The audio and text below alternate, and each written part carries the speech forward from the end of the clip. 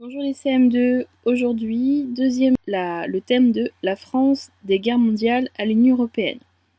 Donc, je vous rappelle qu'à la dernière séance, nous avons vu le déclenchement de la Première Guerre mondiale en 1914, avec les alliances qui étaient formées un peu avant la guerre, l'attentat de Sarajevo et la déclaration de guerre de l'Allemagne à la France le 3 août 1914.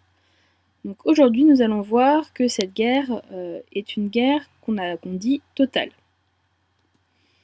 Et enfin, la dernière séance, donc les conséquences de cette Première Guerre mondiale. Donc, séance 2, les consignes. Donc toujours, il est question d'étudier le document. Demandez-vous à chaque fois quel est ce type de document, ce qu'il représente. Répondez aux questions oralement. La correction vient juste après, donc faites des pauses pour pouvoir répondre aux questions. N'hésitez pas à me poser une question si besoin. Bonne séance. Donc je disais, séance 2, une guerre totale. La question que l'on va se poser aujourd'hui, c'est qui a été touché par la Première Guerre mondiale? Donc dans cette séance, il ne s'agit pas de faire un détail des étapes de la guerre, mais vraiment de se concentrer sur les personnes qui ont été touchées par la Première Guerre mondiale. Toutes les dates, parce qu'il y a des dates qui sont importantes, comme dans chaque séance d'histoire, vous les verrez surtout au collège. Là, on va vraiment sur une thématique de ce qu'était la guerre totale pour la Première Guerre mondiale.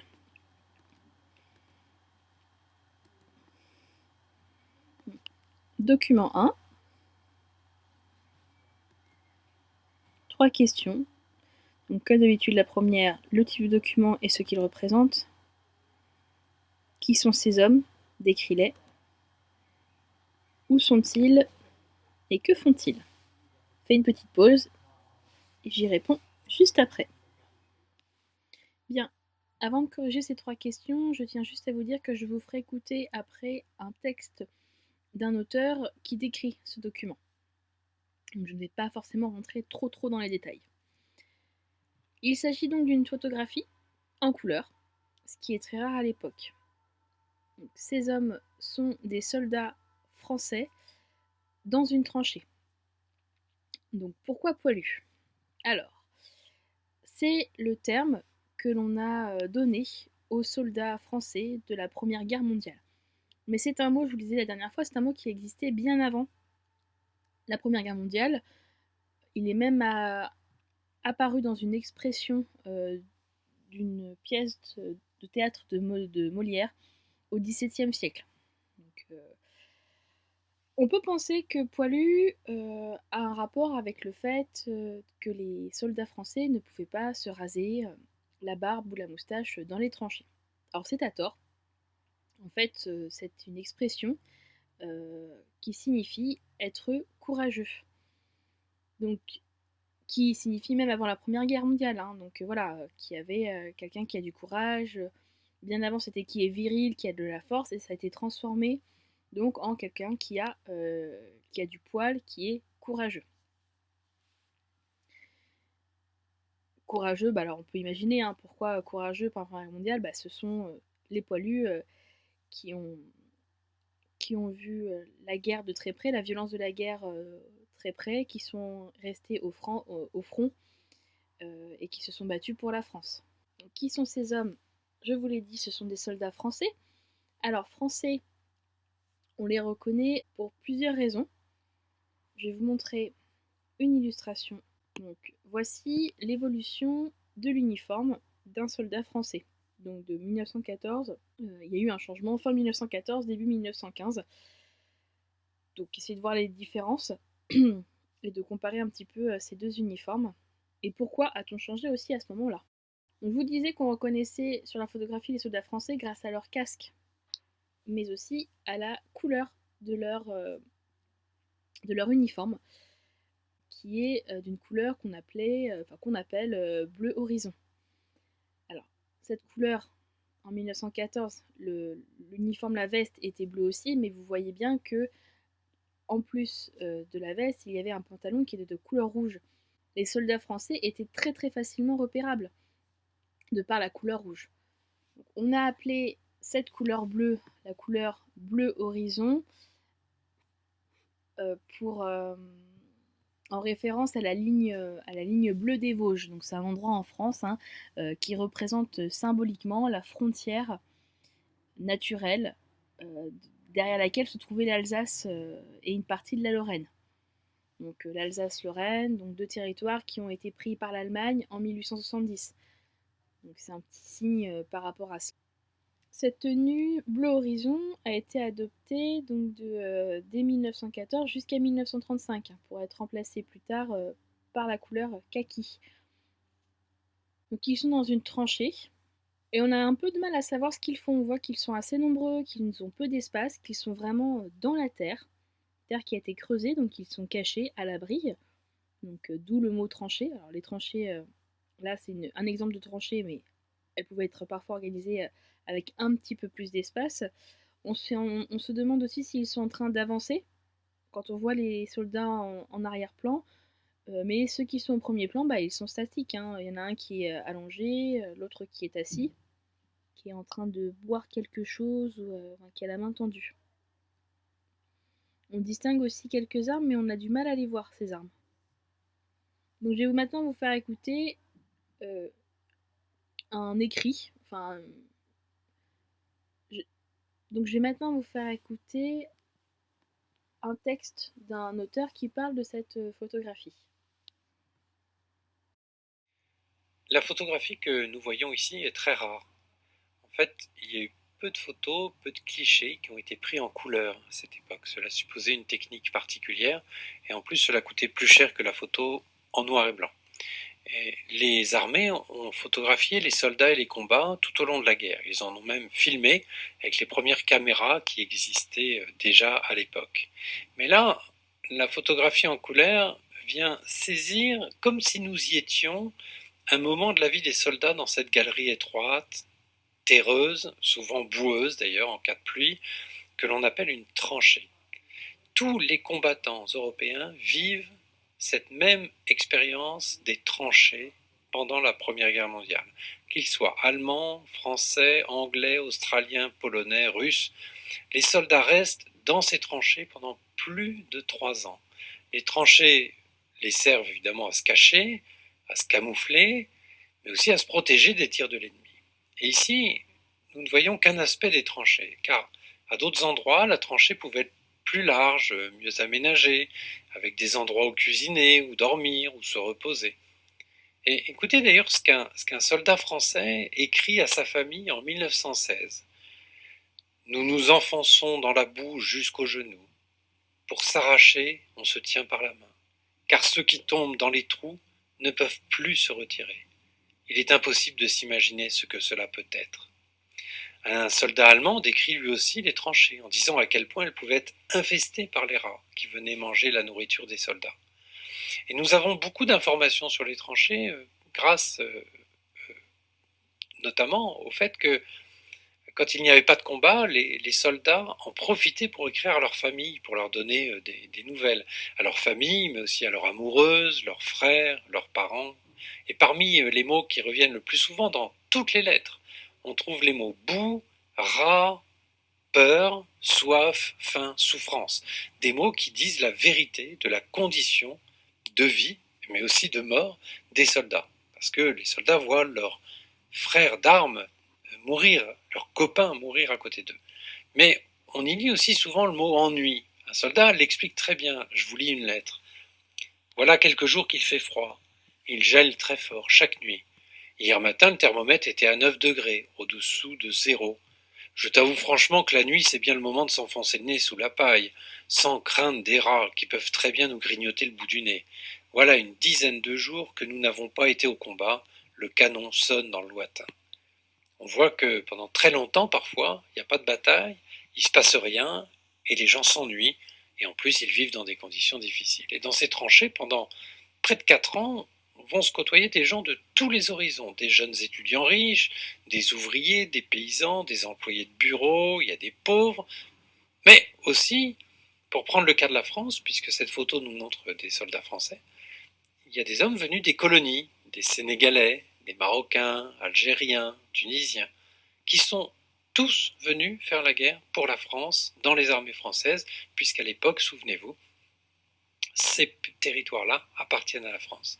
Et beaucoup de soldats ne supportent pas de vivre continuellement dans ces conditions. Et à partir de 1916, beaucoup de soldats se demandent pourquoi ils doivent se battre. Certains même se révoltent. D'autres se mettent à discuter avec les soldats d'en face. Parfois s'échangent même des cigarettes. Évidemment, tout cela est très mal vu par les chefs militaires des deux camps. Et parfois, ces soldats sont même jugés pour trahison ou rébellion, et ils sont même parfois condamnés à mort et fusillés. Et tous ces soldats, quelle que soit leur armée et leur pays, découvrent un enfer.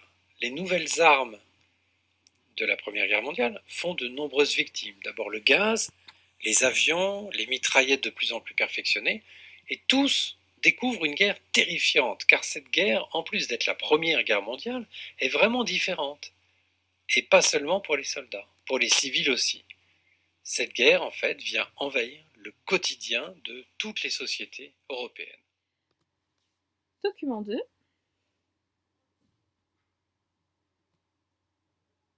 Quel est ce type de document et que représente-t-il? Où travaille-t-elle? Pourquoi n'y a-t-il que des femmes? Donc pareil, petite pause et j'y réponds. Donc ce document est une photographie en noir et blanc qui représente des femmes qui travaillent. Elles travaillent dans une usine d'armement où l'on voit donc là de nombreuses armes, d'accord, des obus pour lancer sur les troupes ennemies. Alors vous l'aurez sûrement deviné, il n'y a que des femmes parce que tous les hommes sont au front, ils sont à la guerre. Je vous ai dit à la séance précédente, les hommes âgés de 18 à 48 ans doivent aller combattre les Allemands. Donc les femmes ont un rôle très important. Elles sont venues remplacer ces hommes partis au front. Non seulement, alors là, on les voit dans une usine qui permet de produire des armes. Donc la production industrielle est considérable. On voit de nombreuses armes sur la photo. Et ce n'est pas seulement un phénomène qui a lieu qu'en France. Tout dans l'ensemble des pays belligérants, c'est-à-dire les pays qui font la guerre, les femmes ont ce rôle de remplacer les hommes. Elles remplacent également les hommes au champ. Donc nous le verrons peut-être en littérature, mais certaines lettres de soldats témoignent largement de ce phénomène. Beaucoup de soldats évoquent auprès de leurs femmes les travaux qu'elles doivent faire, les précautions à prendre, l'état du bétail, les soins vétérinaires et comment s'organiser pour les moissons. Document 3. Quel est ce type de document et que représente-t-il? En quoi ce document est-il patriotique? Pour information, le patriotique, c'est qui est pour la patrie, qui est pour le pays. Pareil, fais une petite pause et j'y réponds. Ce document est une affiche publicitaire. Elle vend des montres, donc une montre de la marque LIP. D'où le jeu de mots sur l'affiche, Lip Lip Hourra, pour hip hip hip Hourra. Donc, sur les petites lignes, on voit adopter donc la montre de la victoire, adoptée pour le réglage des tirs par l'artillerie et l'aviation française. Donc là, ça promouvoit cette montre qui, même à la guerre, on l'utilise pour s'organiser dans les tirs et dans l'aviation. Donc on le voit avec le slogan « La montre de la victoire ». Donc c'est patriotique dans le sens où là, on est derrière les soldats français qui, eux, sont au front. Mais même à l'arrière, on participe à l'effort de guerre. On achète une montre qui est aussi utilisée au combat.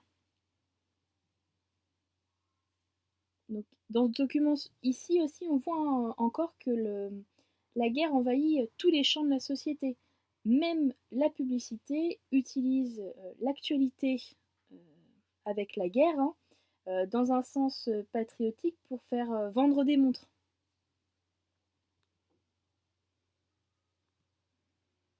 Document 4.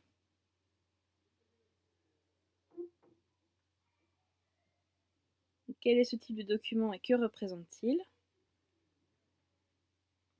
Imagine ce que les deux personnes au premier plan peuvent penser. Pareil, hein, fais une pause et je réponds aux questions.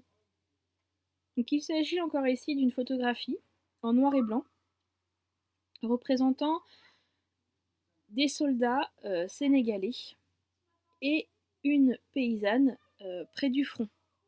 Donc la paysanne qui a un geste d'aide, de solidarité avec le travailleur sénégalais. Elle est sûrement en train de lui remettre son sac.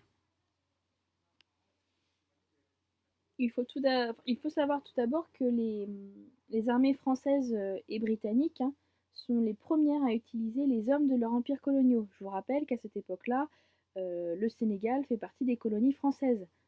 Donc, ils prennent des Sénégalais pour aller combattre au front en France métropolitaine. Donc, même les indigènes participent au conflit. Il faut noter aussi que les indigènes qui participent au combat ont des conditions encore plus difficiles que les soldats français. Déjà, leur solde, enfin leur paye est moindre. Leur jour de permission aussi, c'est-à-dire qu'ils ne pouvaient pas rentrer chez eux autant de fois que les soldats français. Alors de par leur distance, mais bon, ça ne justifie cela en rien. Et aussi, bah, c'est aussi un moyen, comment dire, pour certains indigènes, c'est la première fois qu'ils découvrent la métropole et dans des conditions très rudes, avec des hivers très froids, évidemment la vie dans les tranchées, où se déroulent les combats. Donc ils participent à cette guerre comme, non pas comme citoyens, mais comme simples sujets de l'Empire. Donc le soldat ici peut penser à la fatigue, euh, et aussi peut-être au soulagement que ce geste d'aide peut procurer. Il y a aussi une certaine fraternité. La femme paysanne, quant à elle, peut se dire qu'elle aide ce pauvre soldat venu d'Afrique, qui a l'air aussi fatigué. Donc là, il y a vraiment aussi ce qu'on voit, une image de fraternité et de soutien aux soldats.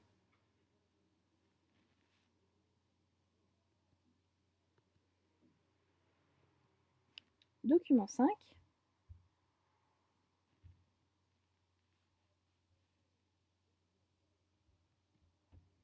Quel est ce type de document? Que représente-t-il? Décrit les conditions de vie des soldats allemands sur le front Est. Il s'agit d'une photographie en noir et blanc représentant donc les soldats allemands qui sont donc dans des tranchées aussi, mais cette fois-ci à l'est, donc face aux soldats russes.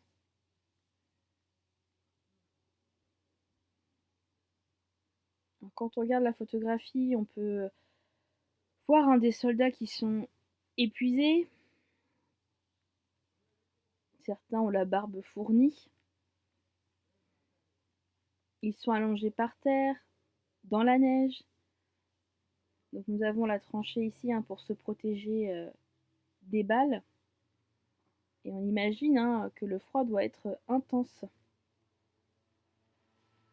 Donc cette photographie aussi montre que, quel que soit le pays qui est en guerre, les conditions sont difficiles. Elles sont les mêmes pour tous.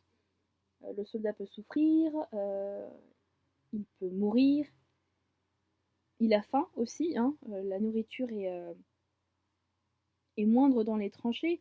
Souvent, la base, c'est une soupe ou une bouillie, et parfois, même des soldats peuvent recevoir des colis de l'arrière, c'est-à-dire ceux qui ne sont pas à la guerre, avec des denrées qui sont plus rares dans les tranchées.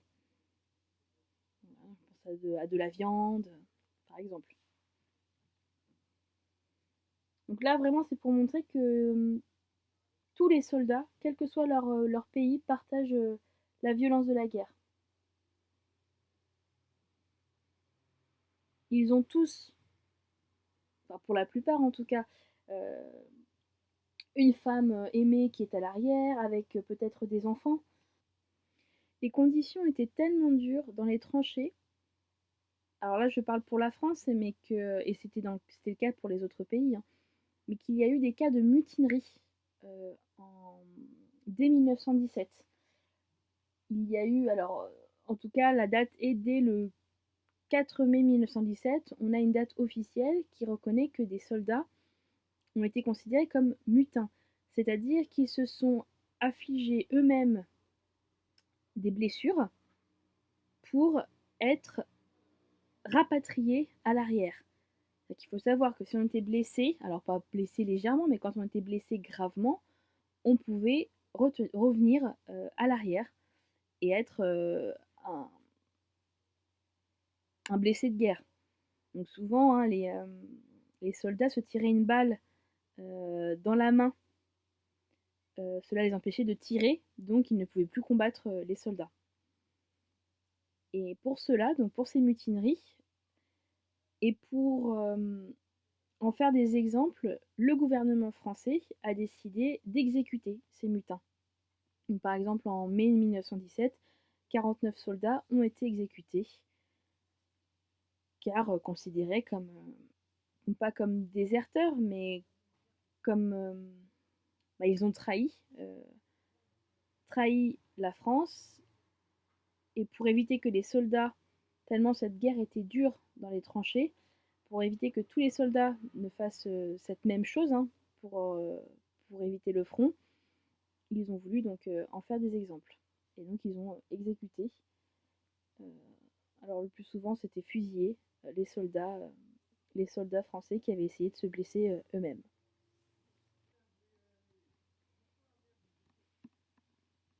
Document 6, ces derniers documents.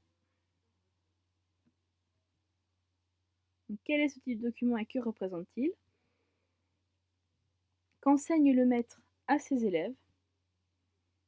À ton avis, pourquoi? Pareil. Alors, avant de faire une petite pause, je vais lire le texte avec vous. Enquête auprès des instituteurs. Comment avez-vous adapté votre enseignement aux circonstances? Alors, on parle bien de la Première Guerre mondiale et non du confinement. L'emploi du temps n'a pas été modifié et les programmes ont été respectés, mais chaque matière enseignée a reçu un caractère se rapportant aux événements actuels. En morale et instruction civique, la patrie, l'amour de la patrie, le devoir militaire, les qualités du soldat, obéissance, courage, patience, bonne humeur, le devoir des civils, travail, économie, versement de l'or, souscription aux emprunts, au bon de la défense nationale, ont été illustrés par des faits d'actualité. Le récit des souffrances endurées par les malheureuses populations des pays occupés, les dévastations de l'ennemi ont ému les enfants qui comprennent toute la reconnaissance qu'ils doivent à nos soldats et à nos alliés. Dans l'enseignement du français, les textes de dictée, les morceaux de récitation, les exercices de rédaction ont été empruntés aux événements de guerres actuelles ou de la guerre de 1870. Les enfants ont écrit à leur père mobilisé. Réponse de l'instituteur du MESC le 29 avril 1917, donc archives de la Somme. On fait une petite pause et répond aux questions. Donc il s'agit d'un texte, plus précisément d'une réponse d'un instituteur qui détaille ce qu'il a mis en place dans sa classe pour montrer, enfin, pour faire le lien avec la guerre, avec les événements qui ont lieu à ce moment-là. Donc il enseigne aux enfants tout ce qui est en rapport avec la guerre. Il en fait le détail, hein, il y a énormément de liens avec la guerre. Aussi, il veut développer l'amour de la patrie et de la France. Hein. Donc, pour des raisons, pour impliquer les élèves, les enfants aussi, donc qui sont déjà concernés. Hein. Cela montre aussi que la guerre est partout. Euh, les enfants participent donc à leur manière à cette guerre. Ils sont d'abord touchés par le fait que souvent leur père ou leur instituteur, hein, je vous ai parlé la dernière fois d'un livre que j'aimerais bien vous lire qui s'appelle Horizon bleu, en rapport avec la couleur de l'uniforme du soldat, et qui est un échange de lettres entre un instituteur qui doit partir au front et qui est remplacé par sa femme. Donc voilà, parfois ces enfants perdent entre guillemets leur père, leur instituteur, ou même leur grand frère ou oncle, qui sont partis donc se battre sur le front. Et on va dire que le deuil fait désormais partie de leur vie quotidienne. Et en plus, l'école participe aussi à l'effort de guerre en tentant de rendre les enfants patriotiques. Alors, on le voit dans cette lettre, mais aussi nous avons d'autres sources comme les cahiers d'élèves de nos grands-parents, souvent conservés dans les greniers, mais voilà, où on voit ce que les enfants travaillaient à l'époque. Par exemple, en histoire-géographie, on utilisait la guerre pour suivre les combats, en calcul, pour savoir le nombre de trains qui transportent tel nombre de soldats jusqu'au front. Donc ici, ce maître de la Somme, hein, il décrit le quotidien de sa classe et les contenus qu'il dit suivre en parfait patriote. Alors, un petit peu d'esprit critique, il s'agit ici d'une enquête officielle, donc, où on a dû sûrement ses supérieurs hiérarchiques ont dû lui poser une question et il répond dans les faits. On peut se demander s'il n'exagère pas un petit peu. Parce qu'à l'époque, souvent le corps des instituteurs a très vite penché pour une position pacifiste, c'est-à-dire qu'ils étaient contre cette guerre à cause de la dureté de la guerre, de la longueur aussi, du temps qu'elle a duré, et aussi des deuils qu'elle a provoqués. Ça, on le verra dans la prochaine séance. Beaucoup d'enseignants n'ont pas, à l'époque, n'ont pas supporté d'avoir un trop grand nombre de leurs anciens élèves morts au combat. Deuxième leçon sur ce thème, qui a été touché par la Première Guerre mondiale? On pourrait répondre tout le monde. C'est pour cela que c'est une guerre totale. Donc la Première Guerre mondiale touche l'ensemble des pays. Bien sûr, les soldats sont très nombreux à mourir ou à souffrir des combats. Ils doivent combattre dans des conditions très difficiles, que ce soit des soldats français, allemands, australiens, sénégalais ou américains. La guerre est une épreuve. Les conditions de vie dans les tranchées sont très compliquées. Et aussi, donc, ce que je vous disais, c'est qu'ils sont contrôlés, dans le sens où ils ne pouvaient pas écrire ce qu'ils voulaient dans les courriers. Il y avait de la censure, donc à la fois dans ces correspondances avec leur famille, mais aussi dans la presse. Et donc à cela s'ajoute, en plus de la censure, une grande propagande patriotique. Donc la guerre est au front, mais aussi à l'arrière avec les civils. Donc elle concerne tout le reste de la société. Les femmes qui doivent remplacer les hommes au champ, comme dans les usines, et les civils qui doivent aider financièrement les efforts militaires, donc participer à l'effort de guerre. Et même les écoles parlent de la guerre. Donc c'est pour cela que l'on dit que la guerre est totale. Je n'ai peut-être pas assez dit aussi cela lorsqu'on observait la photographie des femmes dans les usines. Les usines d'armement, elles n'étaient pas forcément là la veille de la guerre. Des usines ont dû être transformées en usines de guerre. Il faut savoir aussi que l'effort de guerre est tellement intense qu'il va y avoir de lourdes dettes aussi. C'est-à-dire que là, toute l'économie est tournée vers la guerre. Il faut créer de nouvelles armes, alors obus, l'aviation qui se développe, les masques à gaz. Pendant cette période-là, toutes les personnes, quelles qu'elles soient, sont affectées dans cette guerre mondiale. Ennemis comme alliés. Vraiment, ce n'est pas que la France. Bien, si vous avez des questions, comme d'habitude, n'hésitez pas. Et donc la prochaine fois, nous verrons quelles ont été les conséquences de cette Première Guerre mondiale. Bonne fin de journée les CM2!